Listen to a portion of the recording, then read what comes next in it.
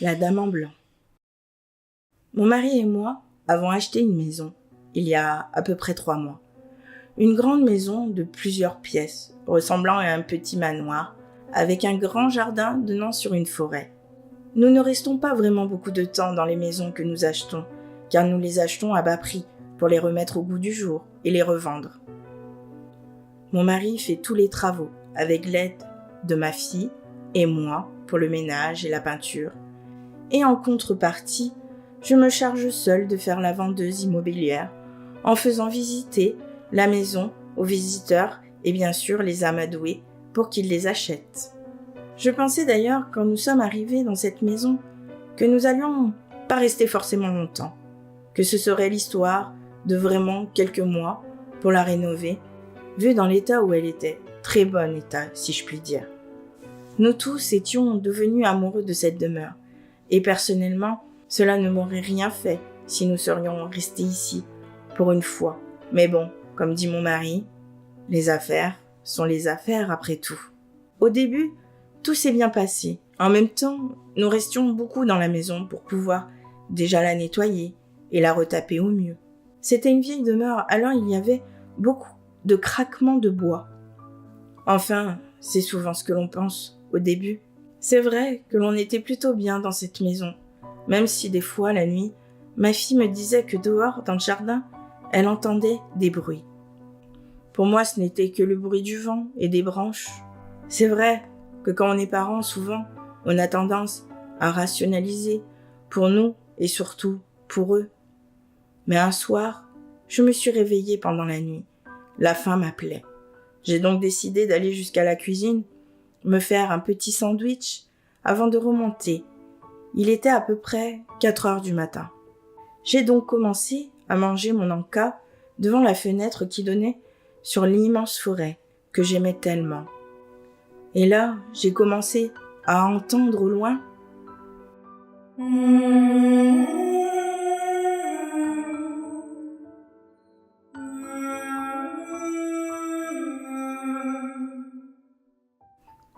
J'ai pensé que c'était le bruit du vent, malgré qu'au fond de moi, je savais bien que ce n'était en aucun cas le cas. J'ai donc regardé plus attentivement près de la fenêtre pour me rassurer. Mais j'ai bien compris que ce n'était pas le bruit du vent quand j'ai vu une femme, toute vêtue de blanc, passer au loin devant ce grand arbre près de la forêt, dans le jardin. La femme passait au loin, mais était transparente, marchant tout doucement. Elle commença à regarder l'arbre. En 2 secondes, la femme n'était plus devant l'arbre, mais elle y était accrochée, pendue. J'ai regardé de plus près pour comprendre en soi ce qui se passait, si c'était bien réel. Elle est apparue, comme ça, précipitamment, devant la fenêtre et a susurré. Maintenant, c'est ton tour. Mon tour? Elle voulait dire quoi par là? Je me suis pincée pour bien réaliser que ce n'était pas un rêve, mais bien réel. Je suis partie aussi vite que possible, la boule au ventre, pour aller me recoucher auprès de mon mari. Cette nuit-là, c'est vrai que je n'ai vraiment pas bien dormi. Entre les bruits que j'entendais dehors, qui me terrorisaient, et le fait de réfléchir à ce que j'avais vécu pour moi, était la plus longue nuit de ma vie. Le lendemain, j'en ai parlé à mon mari, qui, bien sûr, a essayé de rationaliser et ne m'a pas forcément cru. Pour lui, j'avais fait qu'un affreux cauchemar qui était assez réel pour me faire penser que quand je m'avais pincé, la douleur existait. Même si je lui ai dit que non, il n'a pas cru une seule seconde à ce que j'avais dit, ce qui est bien dommage. Après cette nuit-là, tout s'est enchaîné. Je pensais devenir complètement folle. J'entendais comme une voix au loin me dire « Viens, viens. » Mais bien sûr, quand je me retournais ou que je cherchais, il n'y avait rien, absolument rien. Des choses tombaient tout seules dans la maison. Mon mari pensant que c'était moi, s'énervait fortement. Je lui disais ce que j'avais vu, mais bien sûr, plutôt que de me croire, il m'a obligée à aller voir des médecins et des psychiatres. J'étais très souvent sous médicaments. Je dormais la plupart du temps et cauchemardais en voyant dans mes cauchemars une dame vêtue de blanc avec un regard terrifiant. Ma fille ne me reconnaissait plus. J'étais devenue irritable petit à petit. Et mes mots, je ne les contrôlais pas. J'étais vulgaire, moi qui n'étais pas comme cela, et j'en devenais à détester mon mari et ma fille jusqu'à vouloir qu'ils meurent. Je ne sais pas si c'était moi qui le voulais vraiment ou la voix que j'entendais toute la journée dans ma tête. Ces mots résonnaient en moi comme une balle de ping-pong que l'on pouvait projeter.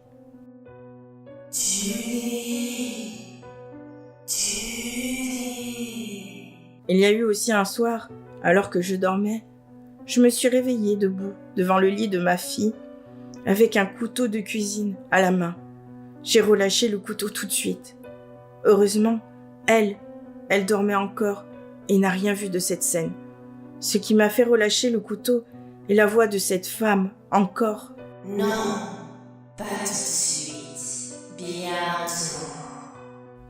Je n'ai rien dit à mon mari le matin venu, de peur qu'il m'interne tout de suite en hôpital psychiatrique, malgré que j'aurais peut-être dû. Ce matin-là, mon mari devait sortir pour aller chercher du matériel et ma fille était bien sûr à l'école. Jamais je ne suis restée seule sans eux dans cette maison. Donc c'est vrai que j'avais peur de ce qui pourrait se passer et ma peur était bien réelle.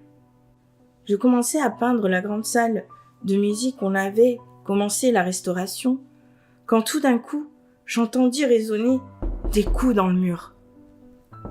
Je savais que j'étais seule et que je ne pouvais rien faire, car c'était elle, et que l'on ne peut rien faire, nous pauvres humains, devant des fantômes, si je peux l'appeler comme ça. J'ai pris mon courage à deux mains, après plusieurs minutes, et j'ai commencé à chercher d'où provenait ce bruit. Je n'ai bien sûr rien trouvé. Je suis donc restée là, devant l'escalier du grand hall, pensif, quand soudain j'ai senti deux mains tenir mes épaules. J'ai regardé les mains et j'ai pu voir de longues griffes. De là, je voyais tout, mais je n'étais plus maître de mon corps. J'étais possédée. Quand mon mari et ma fille sont rentrés, cette chose qui était à l'intérieur de moi a fait comme si c'était toujours moi. Elle continue à peindre, a fait un bisou à ma fille et a fait tout ce que j'aurais pu faire moi. J'entendais toutes ses pensées. Dormez cette nuit. Oh oui, dormez. Vous verrez. J'avais peur d'arriver jusqu'à cette fameuse nuit. Je savais ce qui allait se passer, vu que j'entendais tout ce qu'elle souhaitait faire. Elle attendit que mon mari et ma fille dorment pour pouvoir les assommer pendant leur sommeil, les attacher pour ensuite les ramener près de l'arbre. Elle a aussi attendu, impatiemment, que ma fille et mon mari se réveillent. Je pouvais les entendre hurler et me supplier d'arrêter, mais je ne pouvais strictement rien faire pour arrêter. Elle prit 2 cordes pour les enrouler auprès de l'arbre. Elle déposa en premier ma fille d'à peine 8 ans et la fit pendre, mon mari regardant toute la scène en pleurant. Puis une fois que ma fille était morte, elle prit mon mari et fit de même en se mettant devant pour que je regarde en criant. Il est beau ce spectacle, non? Je ne pouvais verser aucune larme. Je n'étais plus maître de moi-même. Mais à l'intérieur, je pleurais de tout mon être. Je suis restée là pendant des heures, à regarder mes 2 grands amours pendus et morts, pendant que elle, qui avait pris possession de mon corps, jouissait de ce spectacle. Je me suis réveillée dans ma chambre en pensant que ce n'était qu'un cauchemar. Mais quand je me suis retournée, mon mari n'était pas à côté de moi. J'ai couru dans la chambre de ma fille, elle n'y était pas non plus. Je suis alors descendue en courant près de l'arbre et j'ai compris que c'était bel et bien réel. Ma fille et mon mari étaient pendus à l'arbre, inertes. J'ai crié toutes mes forces, pleurant, demandant à l'aide.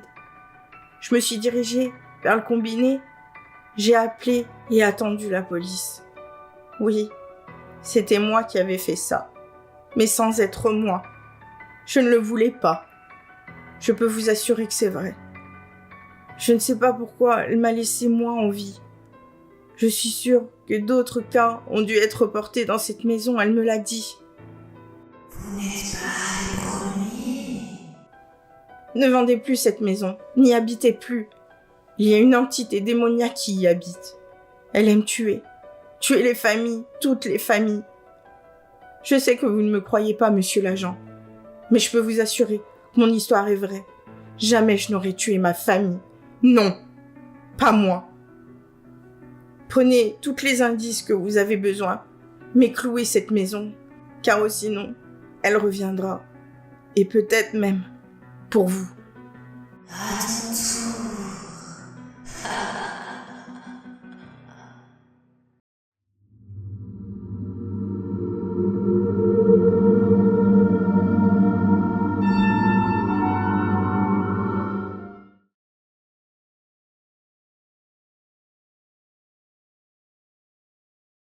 Déjà, je vais commencer par dire mon prénom, avant de raconter cette histoire. Je m'appelle Cindy, et si j'écris tout ça, c'est aussi pour vous prévenir. Je vais commencer par le commencement. Je vis dans une grande maison. Mes parents ont tous deux un très bon travail, donc c'est vrai, nous vivons plutôt bien. J'ai actuellement 18 ans. Je suis encore à l'école, car mes parents souhaitent pour moi que je fasse de longues études. Moi, j'aimerais devenir conceptrice de jeux vidéo. J'aime énormément les jeux vidéo et la pop culture. Une grande geek dans l'âme. Qui dit très bon travail dit bien sûr que mes parents gagnent plutôt bien leur vie. Donc c'est vrai que j'ai vraiment tout ce qu'il faut chez moi pour jouer non-stop. Je n'ai pas beaucoup d'amis, à part ceux à l'école, mais je ne les vois pas pendant les vacances scolaires ou même quand je rentre chez mes parents le week-end. Mais malgré tout, j'ai des amis, virtuels comme on dit, ceux avec lesquels je joue à des jeux multijoueurs. À force, ce sont donc devenus de véritables amis. J'ai une petite sœur de 16 ans. On se parle beaucoup, certes, mais elle n'aime pas vraiment les jeux vidéo, à l'inverse de moi. C'est une jeune fille très girly, qui sort beaucoup avec ses copines et adore faire la fête. Oui, beaucoup de choses nous séparent pour que nous passions notre temps ensemble. Mes parents, sachant pertinemment ce que je veux faire plus tard et sachant aussi que j'aime énormément les jeux vidéo, ne disent rien de mes activités. Si j'ai envie d'un jeu, ils me l'achètent. Alors ils me laissent tranquille, tant que bien sûr, je suis à l'heure à table et que je passe avec eux les fameuses soirées en famille. C'est ma mère qui a décidé cela. Au moins une fois par semaine, nous sommes obligés de passer une soirée en famille, film ou jeu, mais au moins on se retrouve. Oh, ce n'est pas la misère non plus, vu que mes parents sont assez cool. Donc je ne me plains pas de passer au moins une soirée avec eux et ma sœur. Je pense même que ça nous fait plutôt du bien. Mais voilà, j'arrive au plus important. Je suis donc une fan accomplie de jeux vidéo. Et mon jeu préféré est Devour. Je ne sais pas si vous le connaissez, mais en gros, dans ce jeu, il y a 3 maps. C'est bien sûr un jeu en multijoueur, à faire du coup avec les copains si possible. Si vous ne connaissez pas ce jeu, il faut tuer dans les 3 maps le démon Azazel. Dans ces 3 maps, il a pris possession à chaque fois d'une femme au physique différent. Pour gagner la partie, c'est simple. Avec des araignées, souris ou chèvres, il faut le tuer en faisant une sorte de rituel. Ce jeu, je le connais bien sûr par cœur. Chaque pièce, chaque recoin ou même chaque astuce du jeu, je les connais. Donc facile au fil du temps pour moi de gagner. Je pense que je dois jouer au moins 4 fois par semaine à ce jeu, voire des fois plus. Je passe vraiment tout mon temps dessus. En même temps, on prend aussi de bonnes crises de rigolade avec mes amis. J'en ai quelques-uns qui sont assez trouillards et qui créent à chaque fois. Je connais tellement le jeu que personnellement, moi, je n'en avais plus peur. Jusqu'à ce jour. Il doit y avoir à peu près, à l'heure où j'écris ça, 1 semaine. Je jouais tranquillement avec mes amis. C'est moi qui avais demandé cette fameuse map, l'asile. Comme d'habitude, on passe tous l'intro du jeu, la connaissant par cœur, qui parle de ce démon Azazel qui aurait pris possession d'une femme, etc., etc. Enfin voilà, on commence à jouer. Plus nous arrivons à attraper de rats sur cette map, et plus le démon vient à s'énerver. Je pense vers à peu près le 7e rat attrapé, ça commence à devenir chaud. Et là, je tombe sur une clé que je n'avais jamais vue auparavant. Je la prends et c'était la clé de la salle miroir. Je me suis demandé si ce n'était pas un bug du jeu. Cela fait depuis sa sortie que j'y joue et jamais je n'avais été dans cette salle. Je la connaissais même pas. Alors, ça m'a paru plus que bizarre et intriguant à la fois. Je l'ai donc dit à mes amis qui étaient très étonnés que je trouve cette clé. Je leur ai alors dit que j'allais chercher la porte pour voir ce qu'était cette salle. Un cadeau des développeurs? On ne savait pas, mais on voulait tous en savoir plus. Je fais donc le tour de l'asile en faisant attention que ces putains de monstres en fauteuil roulant ne me choquent pas et que les démons, lui, ne me tuent pas. Je la trouve, la porte, tout en haut de l'asile, en plein milieu, vers l'escalier. Cette porte n'avait rien à faire là, mais elle était bien là, comme par magie. Je dis de suite à mes amis, dans mon micro, que j'ai trouvé la porte. Je l'ouvre bien sûr en même temps et je rentre. Là, une pièce noire, sombre, à ne rien y voir. La porte se referme d'un coup sec. Un gros claquement de porte se fait retentir dans mes oreilles. Aucun autre bruit, ni le son du jeu. Et là, les uns après les autres, plein de miroirs s'allument autour de moi, tout autour de moi. Il n'y avait même plus la porte de sortie. J'étais là, seule, n'entendant même plus mes amis dans le casque. Là, à regarder le reflet du personnage dans le miroir. C'était extrêmement terrifiant. Puis, d'un seul coup, tous les miroirs s'éteignirent pour en laisser juste un seul d'allumé d'une lumière rouge sang. Comme vous pouvez vous en douter, je me suis dirigée vers ce miroir pour le voir de plus près. À ce moment-ci, dans le reflet, j'ai pu voir la femme du jeu possédée. Puis, plusieurs flashs d'un démon qui je pense était Azazel. Et j'assume que je ne rigolais plus. J'ai eu la peur de ma vie quand j'ai entendu un écho de ricanement très fort. Que s'est-il passé ensuite? Le jeu a complètement planté pour moi et mes amis. Je n'ai jamais pu me reconnecter ensuite. Eux, oui. Mais moi, je ne pouvais pas. Comme si un virus m'empêchait de rejouer à Dévour. Ce qui s'est passé ensuite, durant la semaine, a été dur psychologiquement pour moi. Le soir même où je me suis couchée, ayant arrêté l'ordinateur, j'ai commencé à entendre des chuchotements indescriptibles. Au début, je n'y prêtais pas attention, même si c'est vrai que je me demandais d'où cela provenait. Le deuxième jour, pareil, le soir, j'ai ensuite commencé à entendre des ricanements. Une voix rauque, en écho et plutôt démoniaque. Là, c'est vrai que j'ai commencé à avoir très très peur. Le troisième jour, on jouait à un jeu avec mes amis, un autre jeu, vu comme je l'ai dit, je ne pouvais plus jouer à Dévour. J'ai sursauté de peur. Je jouais et tout par un coup, l'écran est devenu noir. Dans le reflet de l'écran, j'ai vu une femme ensanglantée. J'ai sursauté et regardé derrière mon épaule pour voir tout de suite ce qu'il y avait. Rien. Il n'y avait rien. Je me suis retournée et là, en grosses lettres, était écrit sur mon ordinateur: Je vais prendre ton âme. Tu vas mourir. J'ai dit à mes amis que j'allais me coucher et j'ai immédiatement éteint le PC. À partir de ce troisième jour, je ne suis plus retournée sur mon ordinateur. J'étais trop terrifiée pour ça. Je ne jouais plus au jeu, mais malgré ça, cela a aussi empiré. Le quatrième jour, ma télé s'allumait seule. Au fond des grésillements, une voix continuait à me dire: Ton âme est à moi. On va jouer à cache-cache très bientôt, toi et moi. Depuis le quatrième jour, j'ai commencé à sentir une respiration près de moi. Ayant un lit double, l'autre côté de mon lit s'enfonçait, comme si une personne dormait près de moi. J'ai aussi commencé à développer des griffures sur tout le corps. Pendant tous ces jours, je n'ai rien dit à mes parents.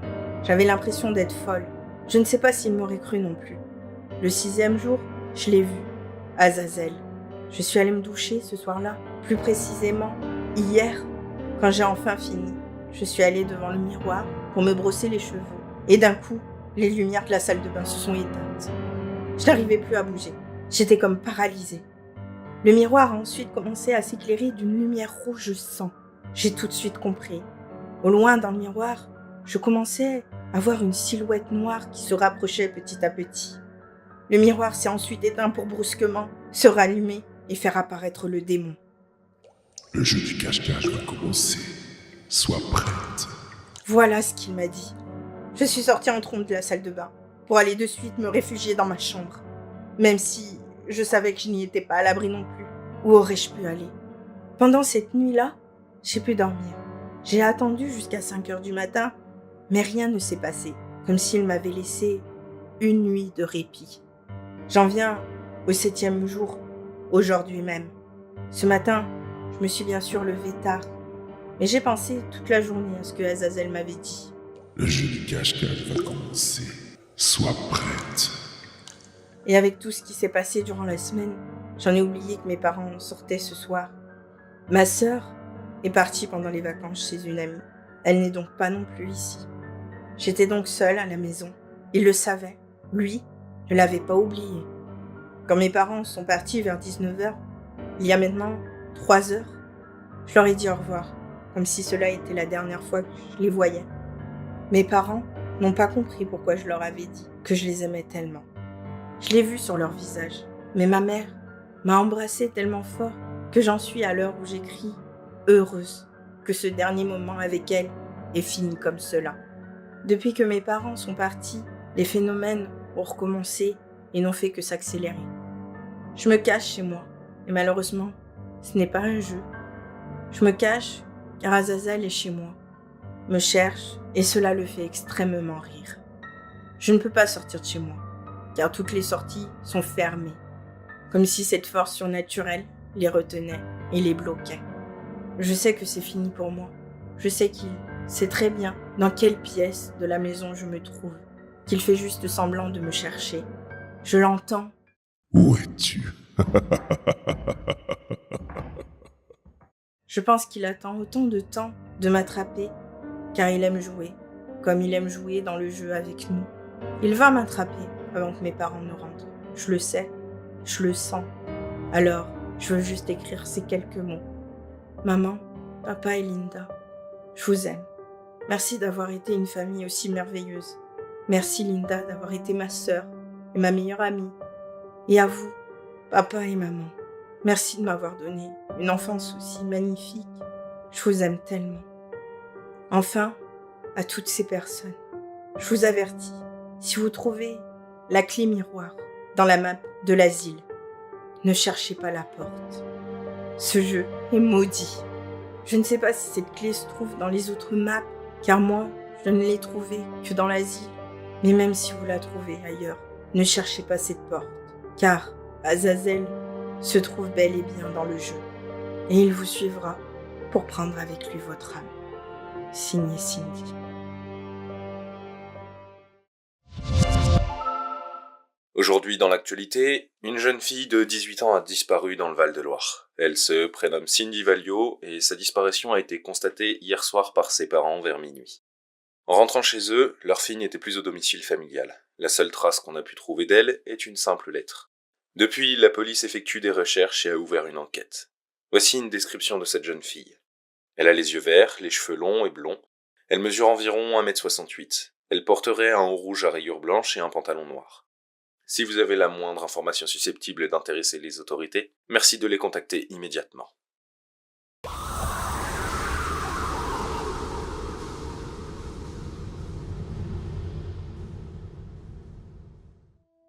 Je m'appelle Amy et j'ai 16 ans.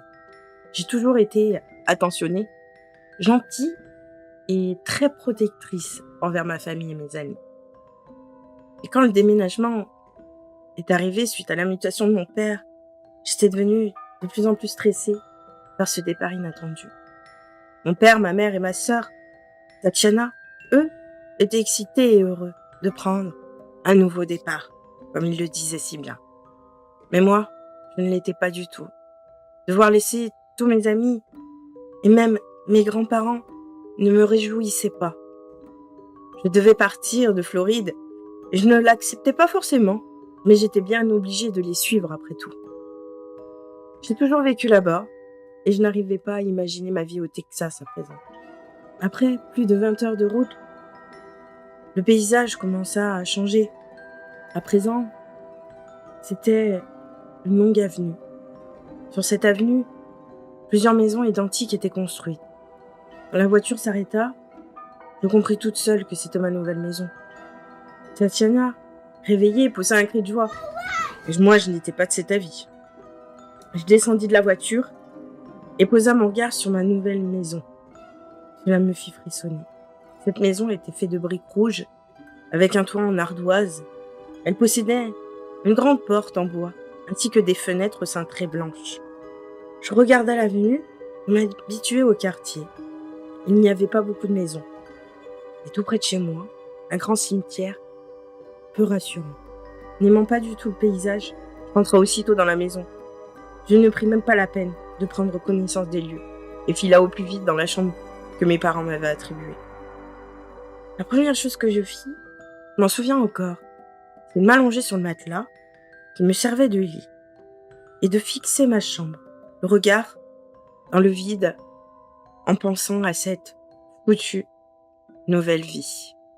Je resta comme ça pendant environ 10 minutes, puis je pris enfin le courage de me relever et de déballer mes cartons. J'alla de suite vers ma machine à coudre. Oui, depuis au moins 1 an avant cette histoire, je m'étais mis à coudre. C'était mon passe-temps favori, créer des vêtements. Le lendemain, vu que je devais affronter ma nouvelle école, je décida de me coucher. Bien stressée, une foule de questions m'a envahi d'ailleurs. Je fis du coup pratiquement une nuit blanche. Finalement, le lendemain, cela se passa plutôt bien. Un peu stressant peut-être au début, mais dans l'ensemble, j'étais ravie. C'est là où j'ai rencontré Stacy, ma nouvelle meilleure amie. Plusieurs mois sont passés et nous avions même un petit groupe d'amis assez sympa, je dirais. La vie en Floride me paraissait loin à présent. Je m'étais plutôt bien adaptée à ma nouvelle vie. Toutes mes craintes avaient disparu. Je me rappelle même que je me suis dit, j'avais été si bête d'avoir eu peur. Le seul truc dérangeant, c'était ce groupe de garçons qui m'harcelaient sans cesse. Je les ignorais, tant bien que mal, bien sûr. Jusqu'à ce jour, en rentrant du lycée, le groupe de garçons me suivit. Je me suis retournée surprise et les garçons commencèrent à m'encercler. Un des garçons me fit une clé de bras pour que je ne puisse en aucun cas me débattre, pendant que tous les autres, eux, me mettaient plusieurs coups jusqu'à me défigurer. Je finis à terre. L'un des garçons, à ce moment-là, prit un canif. Sauf que, entre-temps, j'avais repris conscience. Je me releva rapidement, avant qu'il ne fasse quoi que ce soit, et arracha son canif de ses mains. Je lui planta profondément dans son cœur, simplement pour voir s'il en avait un. Quand je vis qu'il était mort, je me suis dit, merde, il en avait vraiment un. Les autres connards, eux, n'arrivaient même plus à bouger tellement ils avaient peur. Alors, un par un, je les ai tués un à un. Leur découpa leurs articulations, juste pour voir ce que ça leur ferait, avec un sourire vengeur. C'était de leur faute, de toute façon. Ce que je n'avais pas prévu, c'était que l'un des garçons s'était planqué et avait alerté les flics. On m'a de suite emmenée en hôpital psychiatrique et je savais bien que je n'étais pas prête d'en sortir.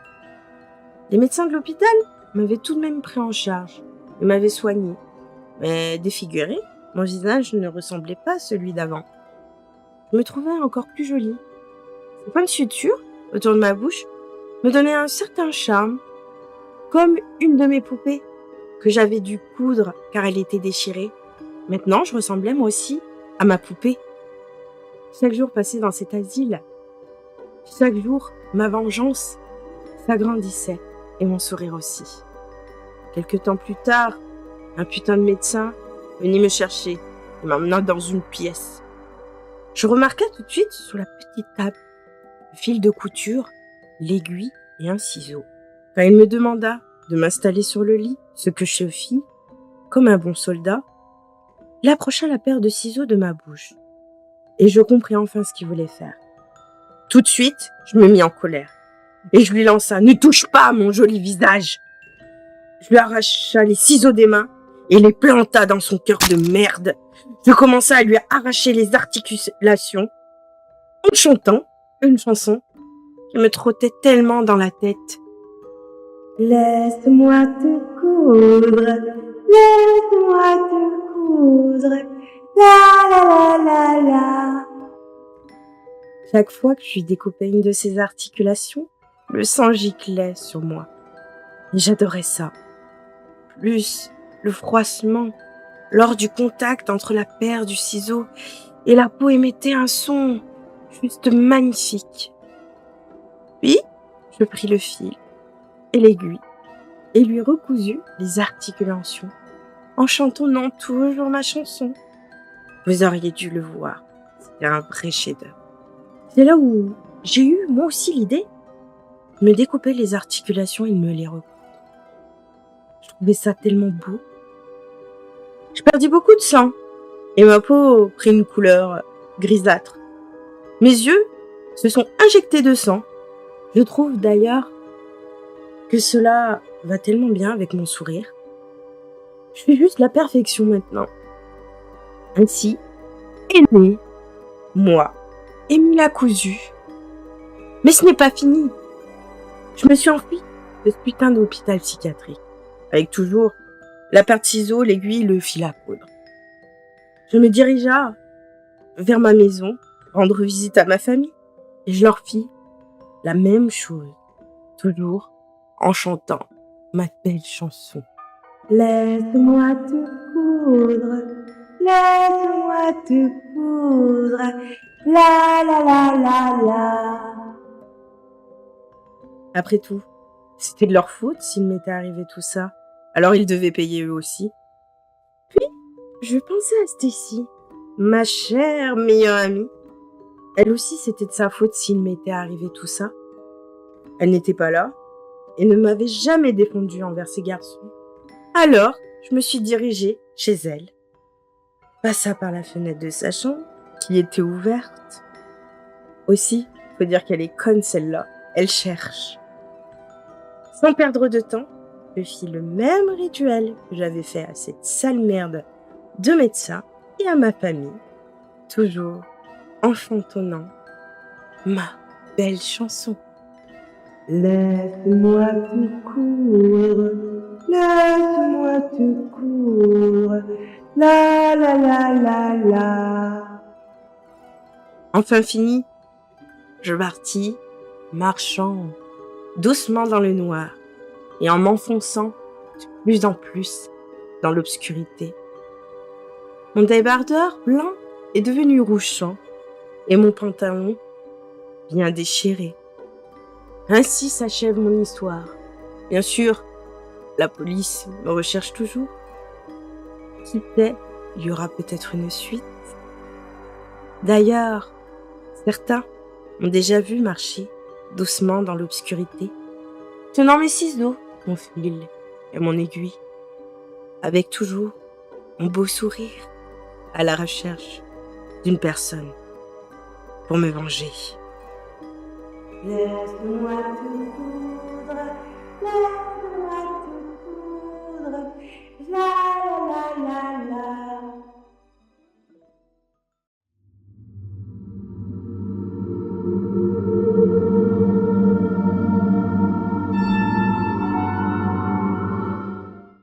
Je m'appelle Carla, j'ai 15 ans. Depuis petite, j'ai toujours eu une amie qui restait près de moi, ou du moins, j'entendais une voix différente de la mienne dans ma tête. Mais par contre, je n'ai jamais vu à quoi elle ressemblait, et je n'ai jamais su non plus son prénom. Au début, cette fameuse voix me demandait de casser des objets. Puis après, quand j'ai commencé à grandir, c'est devenu de plus en plus hard. Oui, des choses beaucoup plus horribles, comme ce qu'elle voulait faire, ou que plutôt ce qu'elle voulait que je fasse aux personnes autour de moi. Elle était de plus en plus méchante dans sa manière de parler sur les gens, mais aussi avec moi. J'ai donc commencé à écrire toutes ces choses horribles dans des journaux intimes pour certainement ne pas tomber dans la folie. Car quand on entend ce genre de voix, on peut vite tomber dans une folie meurtrière je vous assure. Malgré tout ceci, cela me faisait du bien de l'écrire. J'ai toujours, bien sûr, eu cette peur de faire du mal aux autres. Et vous savez, même si j'ai toujours été une enfant difficile, due à cette voix certainement, ou plutôt ce trouble de personnalité qui me faisait faire des bêtises. J'ai toujours adoré mes parents. Je me disputais certes avec eux, même si je savais au fond de moi que c'était pour mon bien. Je ne leur ai jamais manqué de respect, ou fait quoi que ce soit d'horrible contre eux. Je me retenais, pour ainsi dire. J'ai toujours comme éteint cette voix au plus profond de moi, qui d'ailleurs me terrifiait. Et si je reprends et relis un de mes journaux, c'est juste terrifiant ce que j'entendais. Voici ces mots. Tue tes parents et brûle ta maison. Ta sœur est une connasse qu'il faut décapiter. Ses enfants, tue-les avec cette paire de ciseaux. Tu n'as pas d'amis, tu es seule. Tu es comme moi, laisse-moi venir t'aider. C'est vrai, je n'ai jamais eu vraiment d'amis, mais dire que j'en avais pas était totalement faux. J'ai toujours eu ma meilleure amie, Carole, auprès de moi. On s'est toujours soutenu le mieux que l'on pouvait. Après, oui, il y avait quelques personnes à l'école qui nous embêtaient, mais ce n'était en aucun cas aussi grave pour les tuer avec des ciseaux. Et pourquoi brûler mes parents ou décapiter ma sœur, qui étaient pour moi les plus importantes dans mon cœur? Je ne comprenais pas pourquoi elle me disait tout ça, alors que même si cela arrive, comme souvent dans toutes les familles, de s'engueuler ou même dans les relations amicaux, ce n'est pas une raison pour tuer qui que ce soit. Donc, pour moi, cette voix ne me disait que des mots qui n'avaient aucun sens. Je me demandais quand même si c'était moi qui pensais tout ça. Et pour ne pas inquiéter qui que ce soit, je n'ai jamais rien dit. J'ai vécu comme cela pendant 14 ans. Il y avait aussi cette chanson que j'entendais très souvent au loin et qui me faisait extrêmement peur. Laisse-moi te coudre, laisse-moi te coudre, la la la la la. Je ne savais pas ce que cela voulait dire. Et comme elle la chantait, cela en était terrifiant. À chaque fois que je l'entendais, j'avais des frissons. Et plus je grandissais, plus cette chanson était de plus en plus proche, comme si elle s'avançait petit à petit pour que je l'écoute de mieux en mieux et de plus en plus fort. Au début, c'était une fois par an, puis une fois par mois, jusqu'à que je l'entende tous les jours. Et enfin, jusqu'à ce jour, où vous vous en doutez, je l'entende jusqu'à proximité de mon oreille. Ça a commencé à me détruire, à me rendre folle, complètement folle. Je n'arrivais plus à en effacer cette voix dans ma tête. Je ne dormais plus, je m'isolais pour ne faire de mal à personne. Je ne voyais même plus Carole, qui me le reprochait sans cesse. Mais ne voulant ne faire de mal à personne, j'en étais obligée. J'étais obligée de m'éloigner de tout ce que j'aimais pour les protéger, et j'allais jusqu'à m'enfermer dans ma chambre. Cela énervait mes parents et ma sœur, mais c'était la meilleure chose que je pouvais faire. Ils ne comprenaient pas pourquoi moi, la dernière de la famille, s'éloignais. Ils pensaient que c'était l'adolescence et s'énervaient sur moi, ce qui malheureusement n'était pas la meilleure chose à faire, car plus ils s'énervaient, plus j'avais envie d'assouvir ma vengeance, comme cette fameuse voix me le disait si bien. Et un soir, j'entendis enfin le prénom de cette voix, qui depuis petite me parlait. Émile à coup sûr. Elle me raconta son histoire et me dit que bien longtemps avant, elle était une jeune fille comme moi, mais que depuis, elle était devenue une âme errante, qui souhaitait avoir une petite sœur avec qui partager sa soif de vengeance ou un amour. Je compris qu'elle m'aimait, que depuis tout ce temps, elle attendait simplement une amie qui la soutiendrait, qui serait là pour elle, pour l'aider ou pour lui apporter tout l'amour qu'elle attendait. Oui, elle voulait de l'aide, car toute sa famille ou ses amis lui avaient fait du mal et s'était vengée de toutes ces personnes qui lui faisaient penser qu'elle n'était rien, qu'ils ne la comprenaient pas et qu'ils ne l'écoutaient pas, comme moi, exactement comme moi. Alors moi, aussi, à cet instant, j'ai commencé à l'aimer au plus profond de moi-même, et pas seulement comme une petite sœur. Depuis toujours, elle seule me comprenait au final, et ce n'était en aucun cas mes parents qui voulaient mon bien, mais bien elle. C'était mon ange gardien. Quand elle voulait que je casse des objets, c'était seulement pour que je puisse exprimer ma douleur. La douleur que personne n'écoutait, cette douleur que je gardais en moi. Elle seule ne voulait pas que je le garde. Et c'est vrai que ça me faisait tellement de bien de casser tout ça. Elle avait tellement raison depuis le début. Surtout, oh oui, surtout. Elle me disait que si je recommençais enfin à déverser cette colère qui me hantait, j'irais mieux. Et que je pourrais enfin la voir sa beauté. Et moi qui voulais tellement la voir, elle que j'aimais, elle avec qui je voulais finir ma vie. Je me devais de l'écouter, d'écouter Amy, pour enfin pouvoir l'enlacer et l'embrasser, comme je le rêvais tant depuis peu, certes, mais cet amour était si profond, vous ne pouvez même pas l'imaginer. Alors, je l'avoue, le soir, d'après, j'ai commencé à écouter Amy, même si je n'étais pas vraiment maître de mon corps, car c'était comme du somnambulisme, c'était comme si elle avait pris possession de moi, mais je me rappelle de tout dans les moindres détails. Je me suis levée de mon lit pour aller chercher la hache dans le cabanon de mon père. Puis je suis retournée dans ma maison. Je suis allée jusqu'à la chambre de mes parents et ai tué d'abord mon père pendant qu'il dormait profondément. Un coup de hache en plein dans son crâne. Le son de la hache qui a tapé son crâne a fait un bruit assourdissant, un affreux craquement, et il y avait du sang de partout. Je souriais de ce spectacle si magnifique. Ma mère s'est donc réveillée du haut bruit, choquée par ce qu'elle venait de voir. Elle essaya de courir hors de la chambre. Et moi, plus agile, je l'ai rattrapée et tuée. J'ai donc découpé leurs membres avec ma hache, pris un fil et une aiguille, et j'ai recousu leurs membres en chantant la belle chanson que Amy me chantait depuis toute petite. Laisse-moi te coudre, laisse-moi te coudre, la la la la la.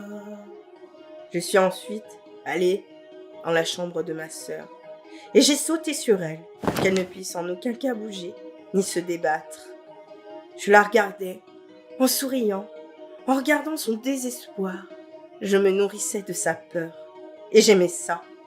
Je l'ai enfin frappée en plein visage, toujours avec ma hache, après l'avoir regardée longuement, et j'ai découpé sa chair. J'ai repris mon aiguille et mon fil, et j'ai recousu ses membres, et cela toujours en chantonnant la merveilleuse chanson d'Amy. Laisse-moi te coudre, laisse-moi te coudre, la la la la la. C'était tellement beau. Maintenant, ma famille ressemblait à des poupées que moi seule pouvais diriger. Enfin, le massacre fini. C'est à ce moment-là que j'ai vu cette silhouette noire avec ce masque blanc. Cette silhouette si gracieuse qui s'avançait vers moi, je savais que c'était Amy, l'amour de ma vie. J'avais fait ce qu'elle voulait. Elle m'avait même aidé pour arriver jusqu'ici et elle allait me remercier en me montrant enfin son visage. Je m'approcha près d'elle et enleva délicatement ce masque pour laisser apparaître son visage. Elle était tellement belle, tellement gracieuse. Ses lèvres étaient cousues, ses yeux étaient rouges et son teint était gris. Simplement la plus belle femme que je n'avais jamais vue sur terre. Alors, pour qu'elle comprenne l'amour que je lui portais, j'ai approché mes lèvres des siennes et je l'ai embrassée passionnellement. Ce bisou m'a semblé une éternité. Amy m'a regardé profondément dans les yeux, m'a caressé le visage et m'a retourné ce magnifique baiser pour que je comprenne qu'elle aussi était amoureuse de moi, et cela depuis le début. Pour qu'elle comprenne l'amour que j'éprouvais pour elle, je me suis tranché la bouche pour ressembler à cette perfection qui se tenait devant moi, et je me la suis ensuite recousue pour avoir son si beau sourire. Je suis partie avec Amy, le grand amour de ma vie. Aujourd'hui, elle n'est plus seule, et moi non plus d'ailleurs. Je suis là, près d'elle, pour l'aider et l'aimer comme elle voulait. Nous nous vengeons ensemble sur les autres, et surtout, nous nous aimons plus que tout. Je m'appelle désormais Carla, à la hache fondue. Je tue pour Amy les personnes qu'elle veut tuer, et elle les recoue pour en faire des poupées. J'aime partager ça avec elle. De toute façon, j'aime tout ce qu'elle est. Si vous avez peur de nous croiser, sachez une seule chose, c'est qu'à chaque fois que nous finissons notre folie meurtrière, vous pourrez nous reconnaître facilement, car vous entendrez toujours au loin chanter à deux. Laisse-moi te coudre, laisse-moi te coudre, la la la la la.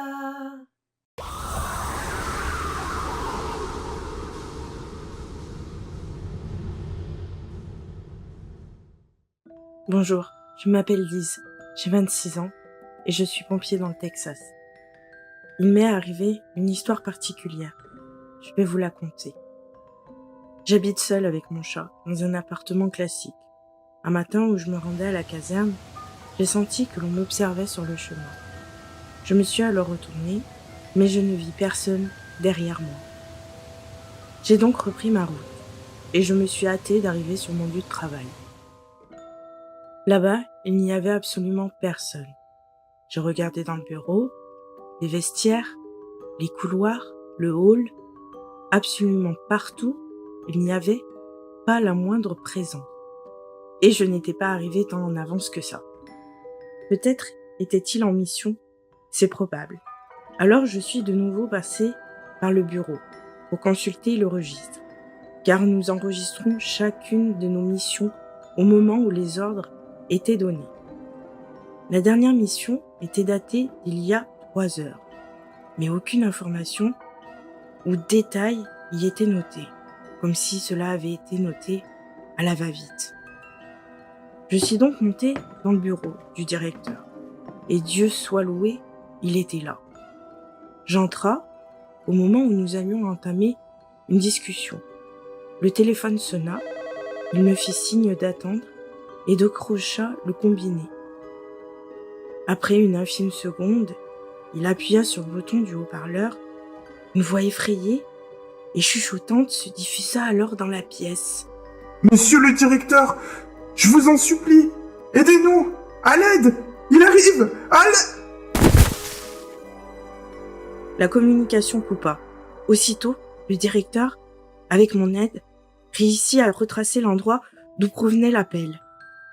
Il provenait du 185 rue Alford Frank. Nous montâmes dans l'un des camions restants et nous nous rendîmes à l'adresse donnée. Sur la route, le directeur m'expliqua qu'il s'agissait d'une ancienne usine de bandage où il travaillait avant. Il avait été abandonné suite à une sécurité médiocre et a entraîné plusieurs incidents. Certains prétendaient même avoir eu affaire à des faits plus ou moins paranormaux. Je ressentis un profond malaise suite à ces explications. Arrivés sur les lieux, la première chose que nous avions vue était quelqu'un de nos camions de pompiers. Le directeur, qui connaissait bien les lieux, passa devant et me guida jusqu'au hangar principal. Ce dernier était plongé dans le noir, excepté une petite bougie près d'une porte. Puis une autre dans le couloir. Elle traçait une sorte de jeu de piste aux arrières, ton glauque. Chaque flamme accroissant notre crainte de découvrir un macabre trésor aux pièces de chair et de tripes. La dernière bougie se trouvait dans une salle vide qui devait servir de placard, sans fenêtre ni aération. Juste une chaise, tachée de sang et un mot sur le mur. Le sang était frais. Nous hésitions à nous retourner, sentant tous deux une présence derrière nous. La tension et la peur rendaient l'air de plus en plus chaud et lourd. Le directeur craqua le premier, saisit sa lampe de poche et se retourna pour tenter d'éblouir la personne derrière nous. Mais il fut plus rapide et le tua. J'eus à peine le temps de voir qu'il s'agissait d'un homme aux yeux bandés avant qu'il ne m'assomme. Je me fis réveiller par mon chat. J'étais dans mon lit. Tout ceci n'était rien de plus qu'un horrible cauchemar. Je m'assis sur le bord de mon lit, enfila mes chaussons et alla vers la salle de bain. Je me mis face au lavabo et lorsque je releva la tête vers le miroir, mon sang ne fit qu'un tour. Je remarqua, en premier lieu, une phrase. « Ne regarde pas derrière toi ». En second lieu, un filet de sang, là où l'homme aux yeux bandés m'avait frappé pour m'assommer. En dernier lieu, l'homme aux yeux bandés.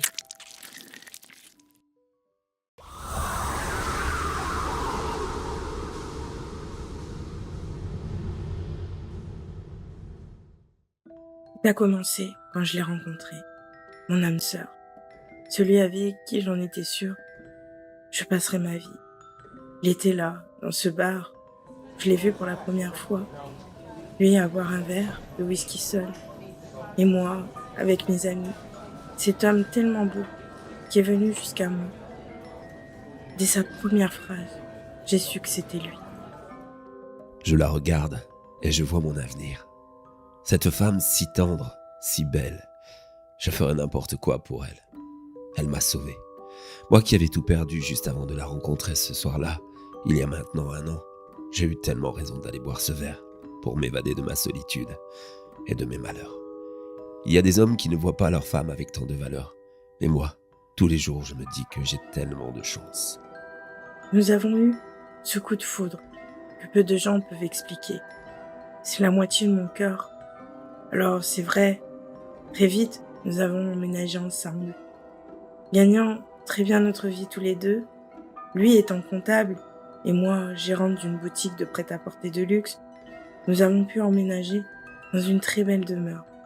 Un quartier bien tranquille, où toutes les maisons sont plus belles les unes que les autres, et où l'on pourrait finir nos jours heureux. Finalement, nous avons décidé de ne pas avoir d'enfants. Non pas parce que nous ne les aimons pas, bien au contraire, mais parce que nous préférions rester ensemble, comme cela, et savourer notre amour à deux jusqu'à la fin. Et cela nous convenait plutôt bien d'ailleurs. Nous pouvions faire ce que nous voulions, nous promener le long de la mer, partir sur un coup de tête les week-ends, ou bien même faire l'amour toute la journée, si l'on en avait l'envie. Ses courbes, son corps me rendait fou d'amour pour elle. D'ailleurs, je lui disais toujours, je pourrais tuer pour toi si tu me le demandais. Quand je le lui disais, elle me regardait et rigolait. J'adore son rire. J'adore tout d'elle. Des fois, je me dis même que je ne suis pas assez bien pour elle. Il m'a toujours donné de l'attention et de l'amour. Alors moi, je voulais être la meilleure femme à ses yeux. Il avait toujours son petit déjeuner le matin, son déjeuner prêt pour le midi sur la table et sa mallette prête près du porte-manteau, car monsieur oubliait toujours tout. Puis, nous nous sommes mariés. Et oui, il m'a demandé en mariage. Et j'ai dit oui. Oui! J'étais bien obligée. Qui ne rêverait pas d'avoir un homme comme lui? Le jour où l'on s'est mariés, je m'en souviens encore. Elle était dans cette robe blanche, tellement belle, avec toute notre famille à la contempler. J'étais si heureux, tellement fier d'être son époux. C'est vrai, nous nous aimions. Nous étions tellement proches, mais quelque chose nous manquait à lui et à moi. Cet amour, nous le trouvions fade. Nous étions heureux, mais je ne sais pas comment l'expliquer. Il manquait quelque chose de plus. Nous sommes restés longtemps comme ça, à chercher ce qu'il nous manquait, à attendre de trouver cette chose qui remplirait notre cœur. Et enfin, ce soir-là, nous l'avions trouvé. Ce soir-là, je me rappelle tellement. C'est là où nous avons complété ce bonheur tellement attendu. Elle avait invité ce cher couple qui habitait en face de chez nous pour un repas des plus somptueux qu'elle avait fait. C'était un vendredi soir exactement. Elle voulait qu'on fasse plus connaissance avec nos voisins, ce qui était jusque-là plutôt normal. Mais malheureusement, la soirée ne s'est pas passée comme prévu. Le voisin n'a pas été des plus respectueux envers ma femme. Dans la cuisine, quand je suis allé chercher une bouteille de vin rouge avec lui pour qu'il regarde celle qu'il voulait boire, il m'a dit cette chose que je n'oublierai jamais. « Elle est belle, ta femme. Tu ne la prêterais pas ?» Alors oui, je me suis mis en colère, mais vous pouvez comprendre, non. J'ai pris la bouteille et je lui ai éclaté contre son crâne. Avec les morceaux de verre, je lui ai tranché la gorge. C'était la première fois que je faisais ça. Il y avait du sang partout. Alertés par un bruit, la voisine et moi, nous avons couru dans la cuisine.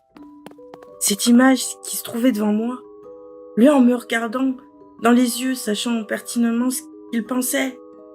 Certainement, je suis désolée. Notre amour était-il fini? Et là, la voisine, dans un élan, se rua sur le téléphone pour appeler la police. J'ai tout de suite pris le couteau qui se trouvait sur le plan de travail et lui ai asséné au moins 20 coups de couteau pour protéger l'homme de ma vie. Non, mon amour, ce n'est pas fini. Je te protégerai jusqu'à ma mort. Ce soir-là, devant le corps, il m'a sauté dessus. Je l'embrassais tellement fort. Nous étions tellement excités que nous avons fait l'amour passionnellement dans la cuisine. Puis, nous avons nettoyé le sang. Lui a pris des sacs poubelles pour mettre les corps dedans et nous les avons enterrés dans la cave située tout au fond de notre maison. Elle aurait pu partir, appeler la police, mais elle ne l'a pas fait. Elle m'a protégé.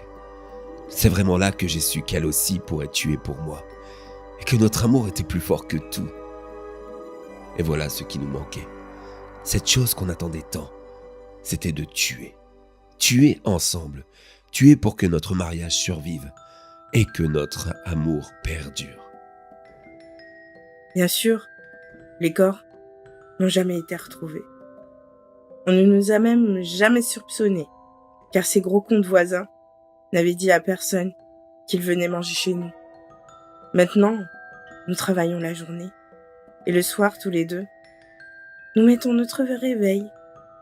À 3 heures du matin, nous sortons la nuit, nous parcourons la ville, à la recherche d'une âme en peine ou d'un couple charitable qui ouvrira leurs portes, quitte à sonner aux maisons, car vous savez, un couple d'amoureux passe toujours inaperçu.